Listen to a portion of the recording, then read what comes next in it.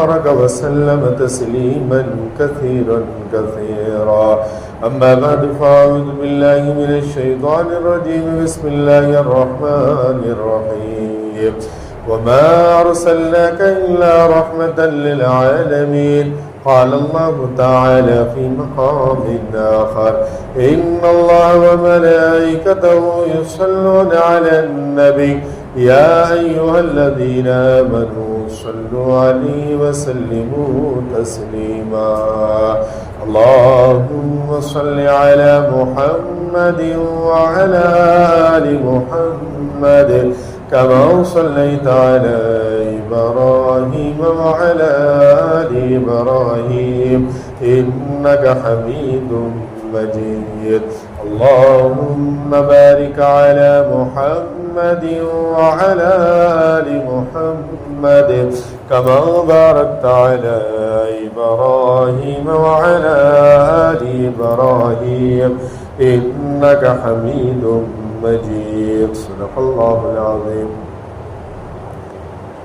میرے محترم بھائی اور دوستو بزرگوں، اللہ جل شانہ نے کم و بیش جتنے بھی پیغمبروں کو اس دنیا میں بھیجا، ان سب کے آخر میں آنے والے سرور کونین تاجدار مدینہ احمد مجتبیٰ محمد مصطفیٰ صلی اللہ علیہ وسلم کی ذات مقدسہ مطہرہ ہے کہ آپ صلی اللہ علیہ وسلم خاتم النبیین بن کر آئے، آپ صلی اللہ علیہ وسلم رحمتوں والا بن کر آئے، آپ صلی اللہ علیہ وسلم برکتوں والا بن کر آئے، جس کے بارے میں قرآن میں اللہ نے فرمایا کہ وما ارسلناک الا رحمتا للعالمین. اے نبی، ہم نے آپ کو رحمتوں والا بنا کر بھیجا.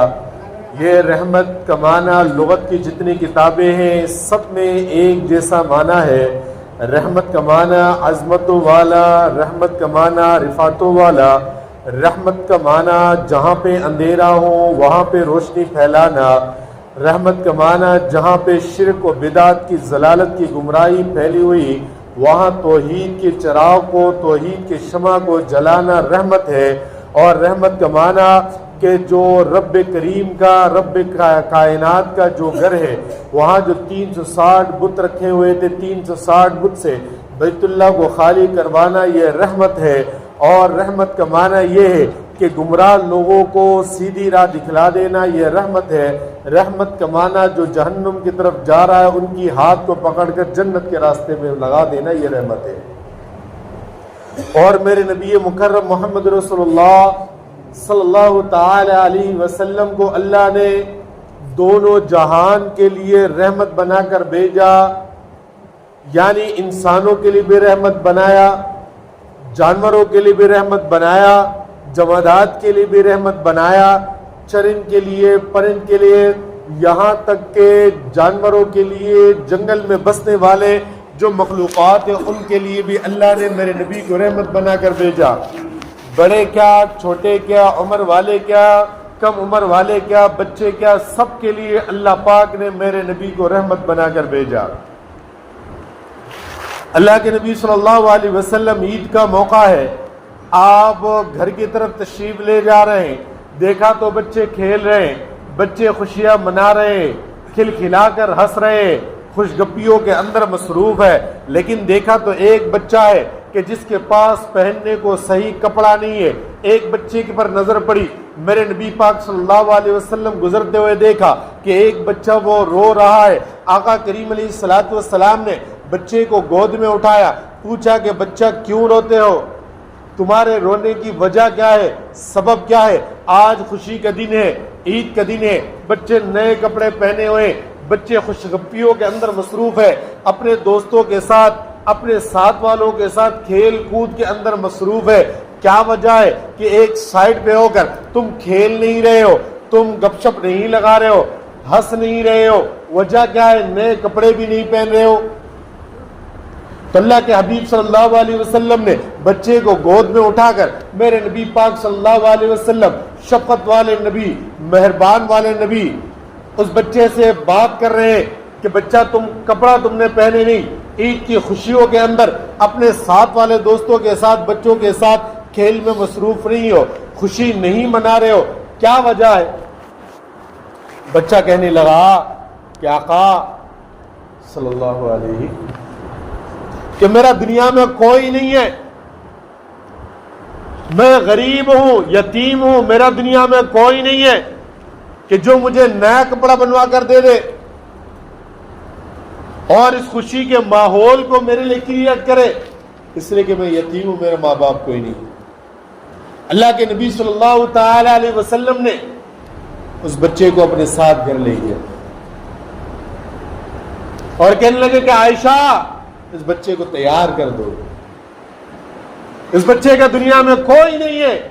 الم یجدک یتیما فآوی, اے پیغمبر جب آپ دنیا میں آئے آپ یتیمی کی حالت میں تھے نا, میرے نبی کے پیدا ہونے سے پہلے جناب عبداللہ اس دنیا سے رخصت ہو چکے تھے.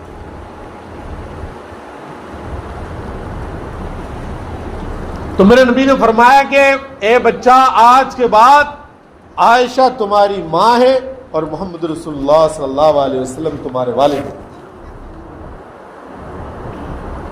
وما ارسلناک الا رحمۃ للعالمین. اللہ کے نبی صلی اللہ تعالی علیہ وسلم نے دیکھا کہ ایک چارپائی کے اندر, ایک چارپائی کے ساتھ ایک ہرن بندھا ہوا ہے. اس نے آواز لگائی. اللہ کے نبی صلی اللہ تعالی علیہ وسلم نے ادھر ادھر دیکھا کہ پکارنے والا کون ہے. پھر دیکھا تو آواز لگائی کہ یا رسول اللہ صلی اللہ علیہ وسلم. آقا کریم علیہ الصلوۃ والسلام نے دیکھا کہ وہ جو چارپائی میں ہرن جو باندھا ہوا نا وہ آواز لگا رہا ہے. تو اللہ کے نبی صلی اللہ تعالی علیہ وسلم اس کے پاس چلے گا, پوچھا کہ کیا ہوا. کہنے لگا یا رسول اللہ کہ آپ کا ایک صحابی ہے, اس نے مجھے پکڑ کر لایا اور یہاں باندھ دیا. میرے بچے ہیں بھوکے, اگر آپ مجھے کھول دے, آپ کی ضمانت اگر ہو جائے, آپ اگر مجھے کھول دے تو میں اپنے بچوں کو دودھ پلا کر آ جاؤں.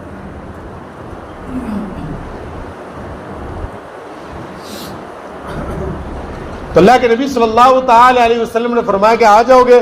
اس نے کیا کہا, آ جاؤ گے. اللہ کے نبی محمد رسول اللہ صلی اللہ تعالی علیہ وسلم نے اس ہرن کو کھول دیا. ہرن کو کھول دیا, پلک جھپکتے وہ غائب, بالکل دوڑتا ہوا نظروں سے غائب. لیکن کچھ ہی دیر کے بعد وہ دوبارہ واپس آ گئے. کہ یا رسول اللہ صلی اللہ علیہ وسلم, اپنے زبان کے مطابق بچوں کو دودھ پلا کر میں واپس آ گئی. ابھی بلے مجھے پھر جس کام کے لیے مجھے پکڑا ذبح کرنا کچھ کرنا وہ کر لے, کوئی افسوس نہیں ہے.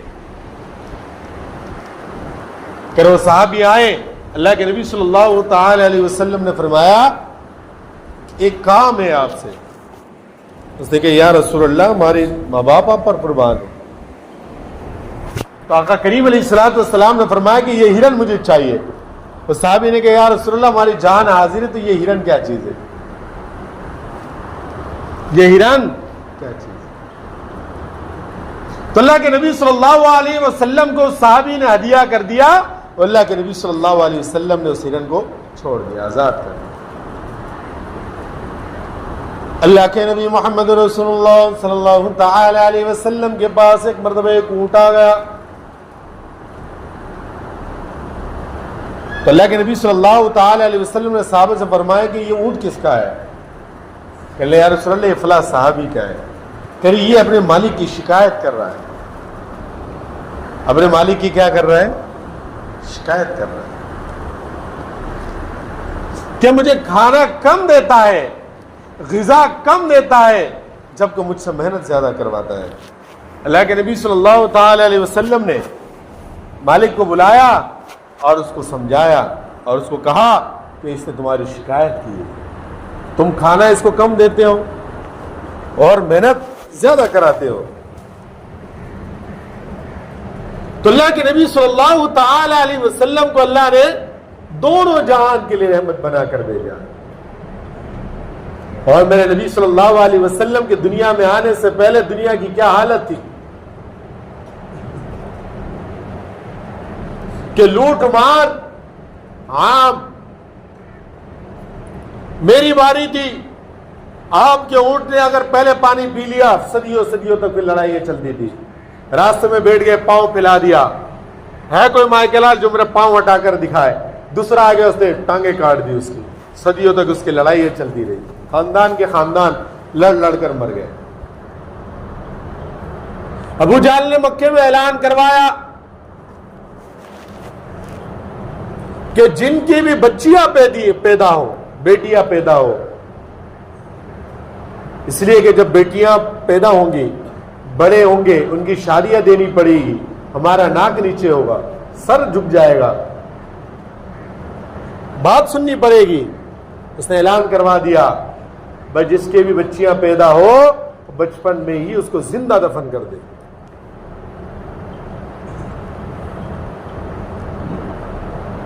ایک شخص ہے، اس کی شادی ہوئی 14 سال ہو گئے، 14 سال کی مدت ہو گئی. 14 سال کے بعد ایک بیٹی پیدا ہو گئی. میاں بیوی نے سوچا کتنے سالوں کے بعد ایک بچہ پیدا ہوا ہوئی بیٹی، چلو اس کو چھپ چھپا کر اس کو پالتے ہیں. ابو جہل کو بھی نہ پتا چلے، چھپ چھپا کر بچی کو پالتے ہیں. 1 سال 2 سال 3 4 سال کا ہو، کھیلنے کودنے لگی. شخص کہتا ہے کہ بچی بڑی ہو گئی، پریشان ہوتا ہے. بندہ بچے کی کھلکھلاہٹ کو دیکھتا ہے، بچوں کے چہرہ دیکھتا ہے، سارا غم بھول جاتا ہے. وہ شخص کہتا ہے کہ اللہ کے نبی صلی اللہ علیہ وسلم کے دربار میں آیا، آ کر کہنے لگا کہ یا رسول اللہ صلی اللہ علیہ وسلم، میں ابو جہل کا ماننے والا، اس کے حکم پر عمل کرنے والا، اس کے دھمکیوں سے ڈرنے والا بندہ، میں نے اتنا بڑا گناہ کیا ہے نا کہ گناہ میری کبھی معاف نہیں ہو سکتا.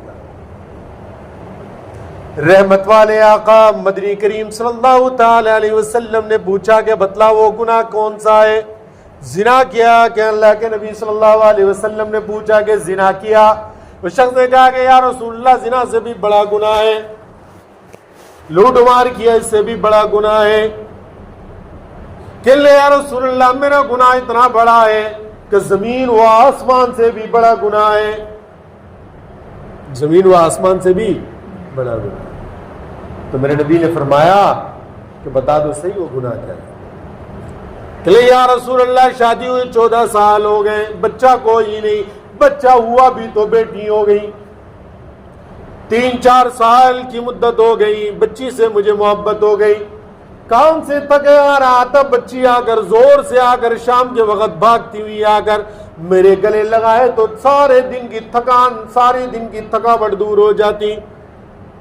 باہر کی جتنے بھی پریشانیاں ٹینشن ہے اس کے ساتھ تھوڑے سے وقت بتاؤ، تھوڑا سا کھیل لو، دنیا کے سارے ٹینشن فری ہو جاتا. لیکن ہوا ایسا کیا کہ ایک مرتبہ ابو جہل نے مجھے چوراہے پہ پکڑ لیا اور کہا کہ سنا تیرے گھر میں بیٹی ہے، سنا ہے تیرے گھر پہ بیٹی ہے، عزت خراب کرے گا تو، سر جھکائے گا تو ہمارے، کل کو کوئی قبیلے والا رشتہ لے کر آ جائے، عزت ہماری کم ہو جائے گی، اس کے سامنے سر جھکا کر رہنا پڑے گا. خیال کرنا، قانون پہ عمل کر، فوراً کاروائی کر، ورنہ ہمارے بندے آئیں گے پھر وہ تیرے سامنے کریں گے. کہنے لگے یا رسول اللہ صلی اللہ علیہ وسلم. میں اس کی دھمکیوں سے ڈر گیا اور اس کی دہشت میرے ذہن میں سوار، میں پریشان. گھر پہ آیا، گھر والی سے کہا کہ اس کو تیار کر دو، بچی کو کیا کر دو؟ تیار کر دو. اس کے ماموں کے گھر گھمانے لے جاتے ہیں. بچی بھی بڑی خوش ہو گئی کہ چلو ماموں کے گھر جا رہے ہیں گھومنے. بچی کو اس کی ماں نے تیار کر دیا. بچی کو گود میں اٹھا کر اور پھر دروازے کے پیچھے میں نے بیلچا اور رسی وسی یہ ساری چیز جو ضرورت کے تھے وہ میں نے رکھ لی تھے. جاتے ان کو میں نے اٹھا لی. چلتے چلتے کہتے کہ وہ جنگل کی طرف چلے گئے.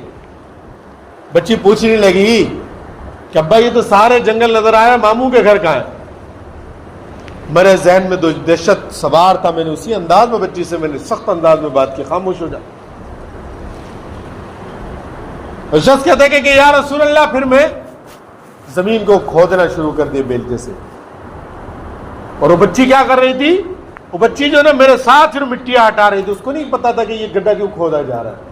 تو اپنے چھوٹا سا دوپٹہ, اس کے اندر وہ مٹی باپ جو بیلچے سے ہلکا کر رہا ہے وہ ڈال ڈال کے وہ بھی ہٹا رہی. اس کو نہیں پتا کہ بھئی یہ گڑھا کس کے لیے کھودا جا رہا ہے. جب گڑھے کو کھودنا ہو گیا, اس کے بعد اس بچی کو میں نے پکڑا اور اس کے اندر, اس گڑھے کے اندر میں نے اس کو پھینکا.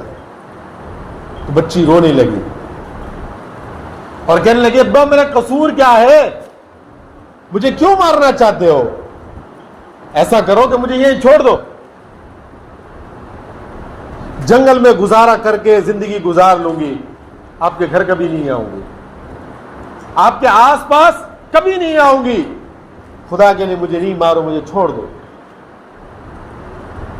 وہ شخص کہنے لگا کہ یا رسول اللہ, میرے دل کے اندر جو ہے نا, میرے ذہن کے اندر سوار تھا ابو جہل کی دہشت, اس کی دھمکی, میں ڈرا ہوا تھا. وہاں اللہ کے نبی صلی اللہ علیہ وسلم کی آنکھوں میں آنسو, صحابہ کرام کی آنکھوں میں آنسو. پھر کیا ہوا؟ کہنے لگا رسول اللہ, پھر میں نے مٹی ڈالنا شروع کر دیے, اور پھر آخر میں ایک بیلچہ اٹھایا, اس کے سینے پہ میں نے پھینکا, اس کی آواز بند ہو گئی, اس کو میں نے دفنا دیے. اور کہنے لگا 40 دن ہو گئے, 40 دن روز رات کو خواب میں میرے خواب میں آتی ہے اور کہتے کہ ابا مجھے کس جرم کے اندر مجھے سزا دی ہے, کیوں مجھے مارا آپ نے؟ کل قیامت کے دن ہوگا, اللہ کی مجلس لگی ہوگی, اللہ کی عدالت ہوگی, آپ کا گریبان ہوگا اور میرا ہاتھ ہوگا. تو یا رسول اللہ, میں اتنا بڑا گناہ کر چکا ہوں, اپنی بیٹی کو زندہ میں نے دفن کر دیے, کیا میری معافی ہو سکتی ہے؟ وہاں صحابہ کرام موجود تھے, اللہ کے نبی صلی اللہ تعالی علیہ وسلم, وہ سب رو رہے ہیں. اتنا بھی تجھے ترس نہیں ہے, ایک بچی رو رہی تو چھوڑ دو, خیر ہے. تو کہنے لگا کہ یا رسول اللہ, ابو جہل کا میرے دل میں ڈر تھا. تو کہنے لگا یا رسول اللہ, ابھی سے میں جان چھڑاؤں کیسے؟ اتنا بڑا گناہ مجھ سے ہو گیا, اس کی معافی ہو سکتی ہے. ارشاد فرمایا نبی کریم صلی اللہ تعالی علیہ وسلم نے کہ میں جس رحمت کو لے کر آیا ہوں وہ رحمت اس سے بھی بڑی ہے. اگر تو توبہ کر لے پچھلی زندگیوں سے, اور جو تو نے جو کچھ بھی کفر کی حالت میں کر لیا ہے سب پر اگر تو توبہ کرتا ہے, اور میں اتنی رحمت والا نبی بن کر آیا ہوں, میری رحمت کی چادر کے نیچے تو آئے گا, جتنا بڑا گناہ ہو, زمین سے بڑا گناہ ہو, آسمان سے بڑا گناہ ہو, عرش سے بڑا گناہ ہو, ساری دنیا سے کوئی بڑا گناہ ہو, اگر تو توبہ کر لے اور کلمہ پڑھ لے گا لا الہ الا اللہ محمد رسول اللہ, اللہ پاک زندگی کے سارے گناہوں کو معاف کر دے گا. وما ارسلناک الا رحمتا للعالمین, اتنی بڑی رحمت لے کر میں آیا ہوں, اتنا بڑا گناہ اللہ معاف کر دے گا.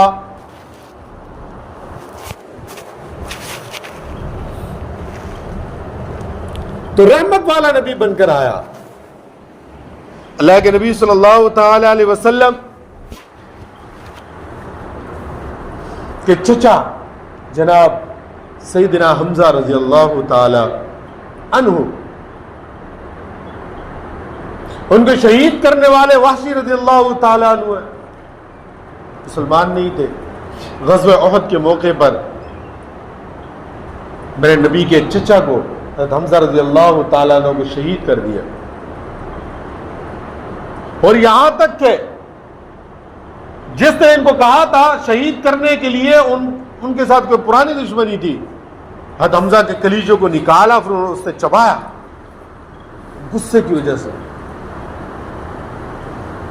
اور یہ غلام تھے کہ تو آزاد ہونا اگر چاہتا ہے تو پھر یہ کام کرے گا تو تجھے آزادی ہے. انہوں نے کیا. تو اللہ کے نبی صلی اللہ تعالی علیہ وسلم نے اپنے چچا کے بارے میں کہ سید الشہداء حمزہ، جتنے بھی قیامت تک شہید ہوں گے سب کا سردار میرے چچا امیر حمزہ رضی اللہ تعالیٰ۔ وہ واشی رضی اللہ تعالیٰ عنہ آ گئے کہ یا رسول اللہ معافی کے طلبگار، معافی مل سکتی ہے؟ چچا کو جس نے قتل کیا وہ آگے دربار رسالت کے اندر، یا رسول اللہ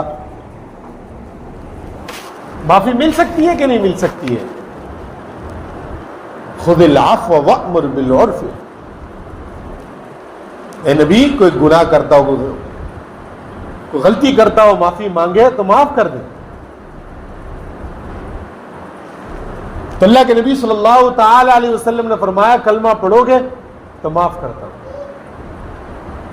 امیر حمزہ رضی اللہ تعالیٰ عنہ کو شہید کرنے والا، چچا کو شہید کرنے والا، جب اس نے توبہ کیا اور کلمہ پڑھ لیا پچھلی زندگی سے، تو میں نبی صلی اللہ علیہ وسلم نے کہا کہ واشی میرے سامنے نہ بیٹھا کرو نا، کہ جب میں تمہیں دیکھوں میرے چچا کی یاد آ جائے، تو پھر نبی کو تکلیف ہوگی نا، جب نبی کو تکلیف ہوگی اللہ ناراض ہوگا، اس لیے مہربانی کر کے میرے سامنے نہ بیٹھا کرو، سائیڈوں میں بیٹھ جایا کرو، اس سے کہ میں تمہیں دیکھوں گا میرے چچا کی یاد آئے گی۔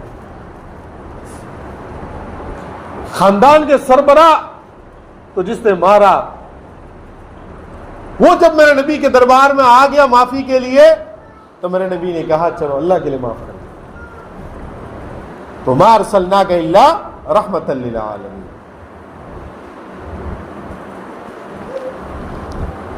اللہ کے نبی صلی اللہ تعالی علیہ وسلم کے ساتھ کچھ لوگ مصافحہ کر رہے تھے، دعا سلام کر رہے تھے، تو ایک شخص آیا، تو میرے نبی صلی اللہ علیہ وسلم نے جب اسے ہاتھ ملایا نا، تو اس کے ہاتھوں میں زخم تھے، چوٹ کے نشانات تھے، تو میرے نبی نے پوچھا کہ یہ ہاتھوں کو کیا ہوا؟ کہنے لگا یا رسول اللہ غریب آدمی ہوں، مزدور آدمی ہوں، مزدوری کرتا ہوں، غریب آدمی ہوں، بس ہاتھوں میں چوٹ لگ جاتے ہیں۔ تو اللہ کے نبی صلی اللہ علیہ وسلم، کائنات کے سردار، کائنات کے بادشاہ محمد رسول اللہ صلی اللہ تعالی علیہ وسلم نے اس مزدور کے ہاتھ کو چوما۔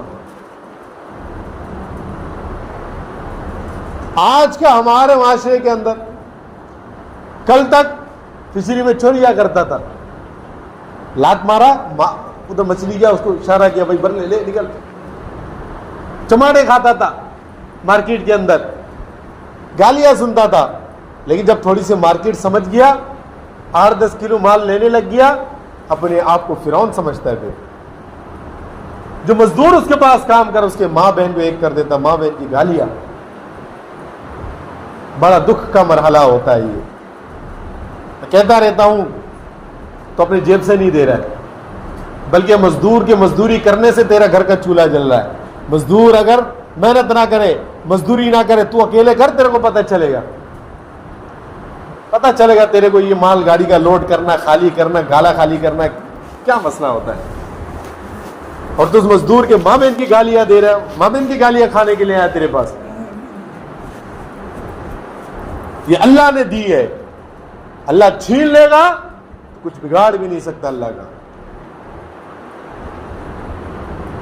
اس لیے گزشتہ ہفتے بھی میں نے بتایا، اللہ کے نبی صلی اللہ علیہ وسلم جب دنیا سے جا رہے تھے 2 وصیتیں کی، ایک الصلاۃ، میری امت نماز نہ چھوڑنا، اور دوسرا وما ملکت ایمانکم، تم ذمہ دار ہو، تمہارے ماتحت کوئی کام کرنے والا ہو، اس کا خیال رکھو، وما ملکت ایمانکم۔ بجائے اس کے کہ ہم خیال رکھیں، الٹا جو ہے نا بہانے سے نا اس مزدور کا، غریب کا، بیچارے کا پیسے کاٹنے کے چکر ہوتا ہے ہمارا۔ کتنا کھاؤ گے بھائی، کتنا جمع کرو گے، ساتھ لے کر جانا ہے، ساتھ بھی لے کر نہیں جا سکتے، تو حلال کا جتنا اللہ دے رہا ہے کر لیں۔ اور جو مزدور کام کر رہا ہے اچھا کرے، کام کرے، تجارت کرے، منع نہیں، اچھا ہے، لیکن جو حقوق اس کے ساتھ تعلق رکھتا ہو اس کا خیال کرے۔ مزدور ہے بیچارہ پریشان، آپ کو پتا ہے 1500 دے دے، اب کتنی دعائیں دے گا، رشتہ دار اسپتال میں، والدین میں سے کوئی، بھائی میں سے کوئی پریشان ہے، مزدوری پہ نہیں آ سک رہا، فون کر کے اس کو پھر گالیا، جا پھر کل سے نہیں آنا، شکل نہیں دکھانا، وہ بیچارہ ڈر کے پرانا حساب کے لیے بھی نہیں آ سکتا۔ بجائے اس کے کہ وہ پریشان ہے، ہم فون کر کے اس کو تسلی دے، کوئی مسئلہ نہیں ہے، اگر اللہ نے اتنا نہیں دیا آپ کو، گزارا آپ بھی کرتے ہیں تو ایڈوانس پہلے دے دو، ایڈوانس پہلے دے دو، کوئی مسئلہ تو نہیں۔ اب جیب سے نہیں دے سکتے ہو،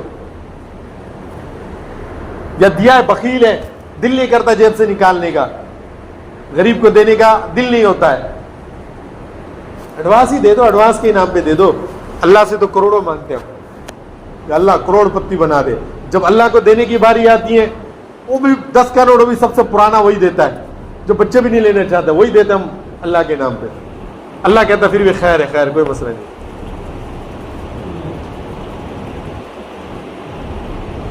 10 کا نوٹ بھی ہم وہ اللہ کو دے رہے ہیں تو پرانا والا جو چلتا نہیں، مسجد کے ڈبے میں وہی ڈالتے ہے کہ نہیں، غریب کی جولی میں وہی ڈالتا ہے۔ یاد رکھے، غریب کو آپ دے رہے ہیں، مسجد میں دے رہے ہیں، مدرسے میں دے رہے ہیں، یہ وہاں لگنے سے پہلے، پہنچنے سے پہلے اللہ کے پاس پہنچتا ہے۔ تو اسی لیے اللہ کو جب دے بندہ کڑک نوٹ، جب آپ کہتے ہیں نا بھائی دل سے دے رہے ہیں، تو دل سے جو کام کیا جاتا ہے وہ کیا ہوتا ہے؟ سالڈ کام ہوتا ہے، خوبصورت کام، اچھے طریقے سے بندہ کرتا ہے۔ تو جہاں کہیں پہ بھی تقاضا ہو اللہ کو دینے کا، بندہ خوش دلی کے ساتھ دے، منہ بنا کر نہ دے۔ اللہ کو دے بھی رہا تو ایسا منہ بنا کر، شکل اس کی دیکھو، خوش شیشے میں اس طرح منہ بنا کر دیکھو، عجیب سا آپ کو لگے گا۔ اللہ کو تو خوش دلی سے دینا چاہیے نا۔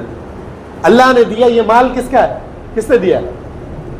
یا کوئی ساتھ میں لے کر آیا تھا دنیا میں؟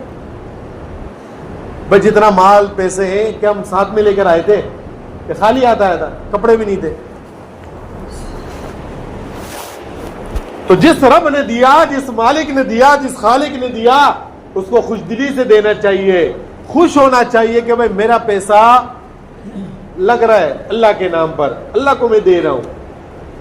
ما عندکم ینفد وما عند اللہ باق، دنیا کے بینکوں میں رکھو نقصان ہو سکتا ہے، دنیا کے بینک میں رکھو سود لگے، مولوی صاحب بھی کہے گا، محلے والے بھی ترچھی نظروں سے دیکھتا ہے یار یہ سود کا پیسہ کھاتا ہے، لیکن اللہ کہتا ہے کہ میرے کو دیو، میرے بینک میں جمع رکھو، کوئی نقصان نہیں، میرے ساتھ کاروبار کرو، کوئی گھاٹا نہیں ہے، کوئی نقصان نہیں ہے، کاروبار میں کوئی لاس نہیں ہے، بلکہ سود سمیت لے جاؤ۔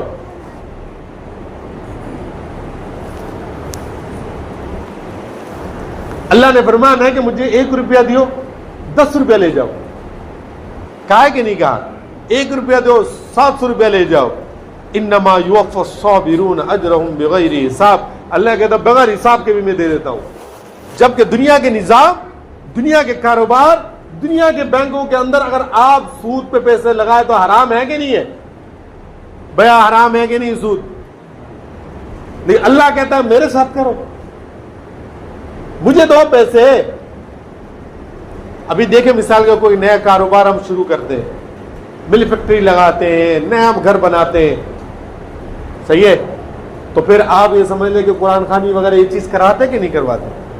یہ کس نے کراتے؟ برکت ہوتی ہے۔ حالانکہ ایک مطلب ہے کہ طلبہ قرآن پڑھ لے، آپ لوگ قرآن پڑھ لیں، دعا کر لیں، ٹھیک ہے نا، اس سے تو ظاہری طور پر ہمیں کچھ نہیں دکھتا ہے، یہ تو آخرت کے ساتھ حساب ہے نا، نماز روزہ نیکی کے کام آخرت کے ساتھ تعلق ہے نا۔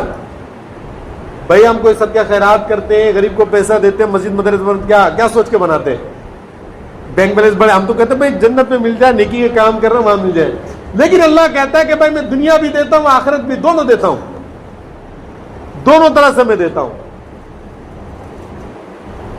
دنیا میں بھی اور آخرت میں تو ہے ہی ہے۔ وہ جو مزدور نے ہاتھ ملایا تو اللہ کے نبی صلی اللہ تعالی علیہ وسلم نے مزدور کے ہاتھ کو چوما،